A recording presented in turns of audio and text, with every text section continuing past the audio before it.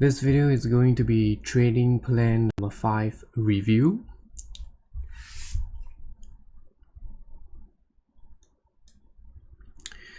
So in the previous trading plan, I indicated that I wanted to see SMT within this 6 hours fair value gap to take us down into this relative equal lows down here for ES and into the weekly fair value gap here.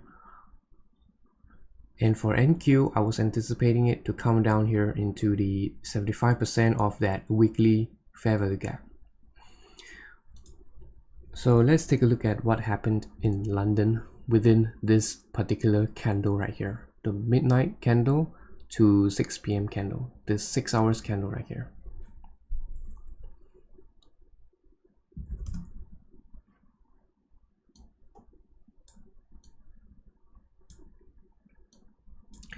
Alright, so the shaded area is the 6 hours fair value gap for both ES and NQ.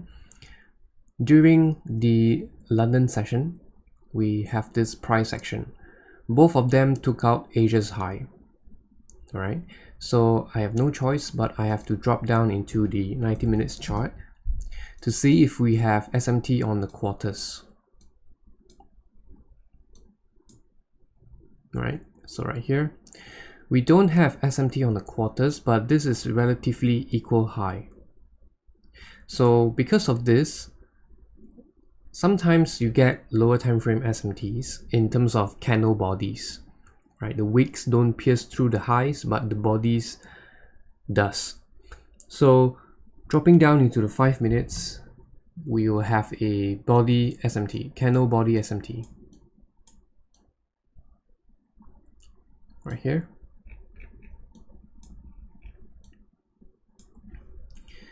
You can see very clearly that ES made a higher candle body, NQ lower candle body. So this by itself is SMT.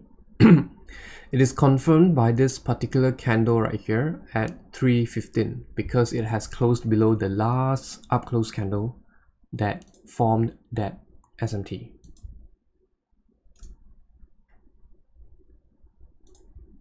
Right here. And for NQ, it would be this green, these two up close candles here. Didn't really reach up into that, right? So because of this, what I was looking for was just the Asia lows. I understand that there is news at 10 o'clock in the morning. So I was thinking that probably price would want to reverse back up because overall the higher time frame order flow, or what should I say, the market profile is still in accumulation. It's not going anywhere. It's not expanding towards anywhere in a very quick fashion. So my initial idea and my initial target would just be the Asia lows. So where is the Asia low? Asia low is right here. This one. That's the Asia low. For NQ, the Asia low is right down here. Asia's low. Okay, so I took a trade right at this order block right here because this is my entry model, the last the bearish order block entry model. Okay, so instead of waiting for fair value gaps, I would prefer this because I'm selling right at the very high, which puts me at a very small risk. From this entry point to the end of the order block, that's only 2 points, right? 39 to 41. That's only 2 points, so I'm risking only 100. And then down right here, that would be around about 6R-ish, right? So for me, I entered right up here and I moved my stops to break even plus commissions covered after it takes out this low here. So basically at this candle here, 340, and I was at break even after it takes out this low, because in my mind is that it should not reach up into this level here. It should not come back up here if it wants to gravitate lower. Right, and eventually it did. In a very low resistance liquidity run, this is a very nice an easy trade, I would say, to sit in, right? You don't have to manage too much, move your stops once, and that's pretty much it, and the targets are all met, right? So for proof,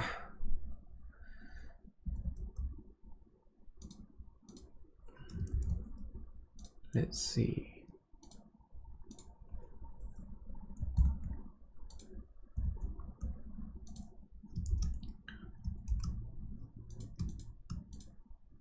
Oops. Okay. Yep.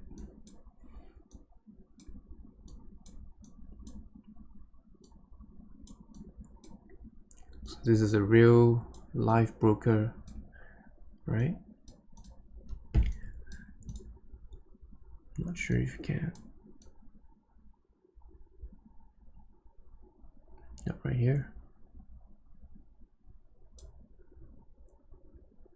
Price. This is short. Okay. -1 is short, and then the positive one is long. So it's like a buy and sell. So I sold it at 5539, right at this price here, and I sold it off at, I bought it back, covering my shorts at 5526.5, right here, about a 10 plus handle move. Okay, so that's basically it for yesterday's review during the London session. Let's move on to the AM session.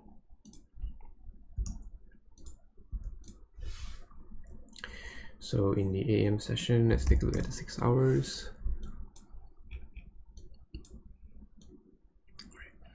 I was sitting in during the AM session as well, but I find that it's slightly difficult to trade because London has taken out Asia's highs and lows.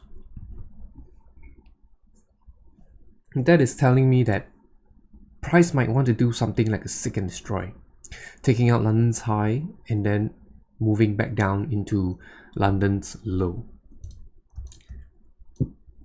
So I was sitting and waiting for that 10 AM news, and on the 15 minutes, sorry, on the 90 minutes, currently this is what we have. Let's do that. Where is the candle for the 10 o'clock? Yeah, right here. So this is 9 to 10:30 candle. So the 10 o'clock news is within this particular candle here. Okay. So as you can see, there's no clear SMT for this candle and this candle here, comparing the highs between the previous candles. There's no SMT unless you're going to take the rejection block right here. This is the rejection block, and then if you take a look at NQ failed to tap into that rejection block. Okay, so let's drop down into the 3 minutes. So usually it's 5 minutes and below, right, if you're looking for entries within that quarter. Where is it? Right here. So at 10 o'clock, where is the 10 o'clock candle? At 10 o'clock, we have this huge up close candle, this green candle. But look how far we have traveled. We are right now in that weekly fair value gap. So I was thinking, okay, since there is a SMT above, I am kind of hesitant to engage.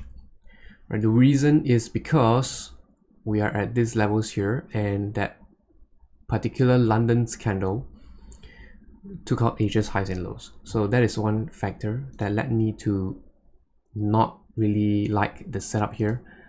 Okay, so even down here we have a clearer SMT, but it's not within the quarters. It's not outside of the quarter, it's within the quarter. So this SMT here is within 9 o'clock to 10:30 candle. So this is 90 minutes candle right here.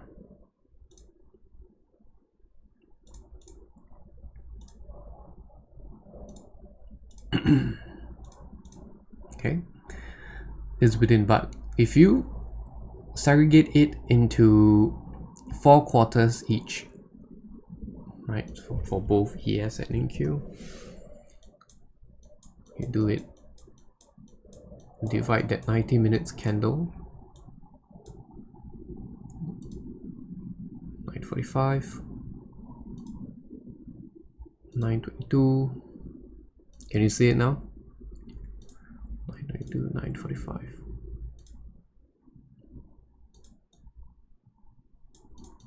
Can you see the SMT now?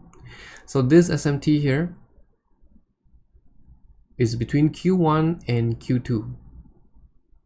So this by itself, it's a good probability, but I wasn't looking at that, okay, because I wanted to trade on the higher time frame cycle rather than a micro cycle. This is what trader they call it, the micro cycle. It's a 4 quadrants within that 90 minutes candle. Okay, so at 10 a.m. we had the news on ES tapping up into this level here. So what is this level right here? It's actually the 3 minutes bearish order block, the one that formed the SMT, right? So if you take a look at the 3 minutes,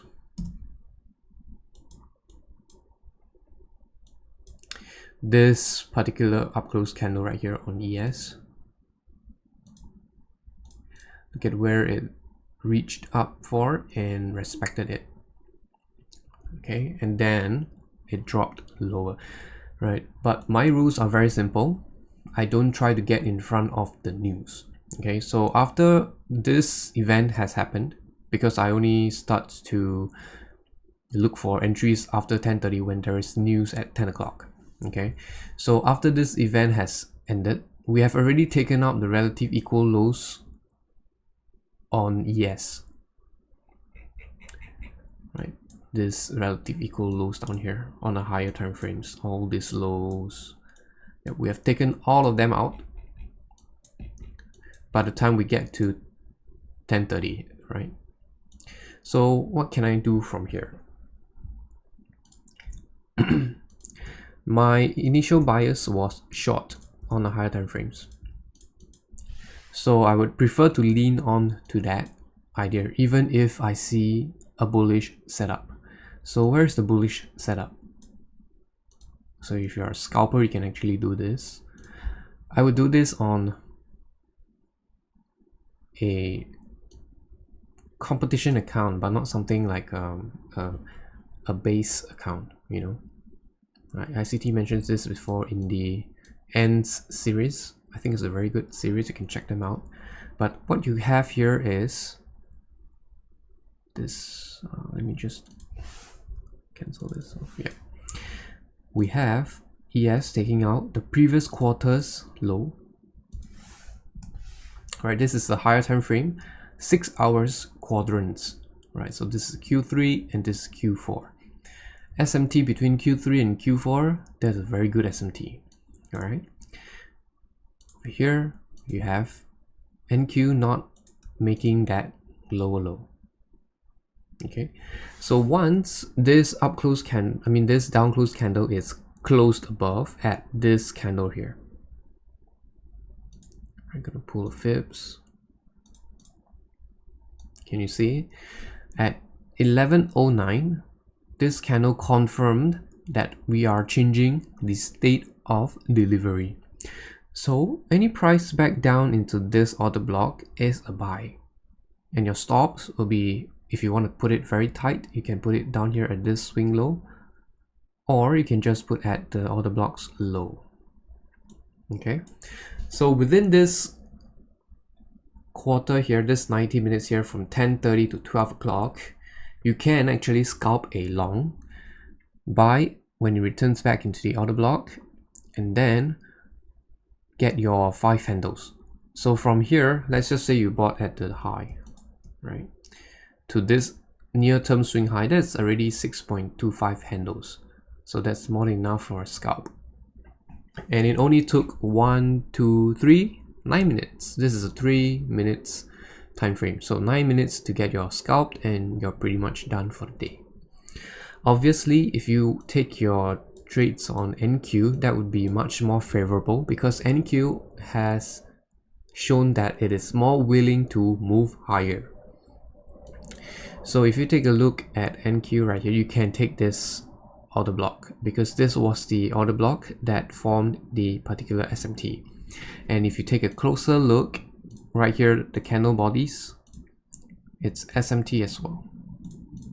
Okay, so you can trust this order block at after 1109. So this right here. Okay, so you buy, and there's this tiny little fair value gap here. You can refine your entries down here, but you can buy at the high and you look to take profits. If you take a look at these highs here and this highs here and this high here, sorry, they are relatively equal. Okay, this high here and this highs here for NQ, right? You can take your first partial at this high and hold it for this highs because NQ is more bullish. That is why I'm suggesting that you can hold for NQ, but I'm not suggesting, I wouldn't suggest that you should hold for ES. All right, so for NQ, how many points would that be for a small little scalp right here? Right here is already 28 points in 9 minutes, similar to ES. If you take a low hanging fruit within 9 minutes, you can get 28 points. And if you hold it up till 12:10, that is when the macro ends. 12:10, you would reach 70 points.